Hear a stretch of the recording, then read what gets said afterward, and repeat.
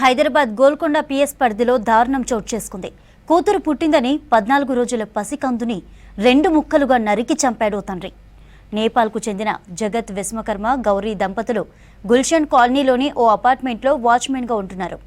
వీరికి 3 సంతానం కాగా మొదట కొడుకు కూతురు పుట్టారు. మళ్ళీ ఇటీవల కూతురు పుట్టింది. అయితే 2 ఏళ్ల క్రితం కొడుకు చనిపోయాడు. ఇటీవల గౌరీకి కూతురు పుట్టింది. దీంతో సైకోగా ప్రవర్తించిన తండ్రి మద్యం మత్తులో చిన్నారిని హత్య చేసి 7 టూమ్స్ దగ్గర పడేశాడు. గౌరీ తన కూతురు కనిపించడం లేదని పోలీసులకు ఫిర్యాదు చేసింది. దర్యాప్తు చేసిన పోలీసులు తండ్రిని విచారించగా తానే చిన్నారిని మర్డర్ చేసినట్టు ఒప్పుకున్నాడు.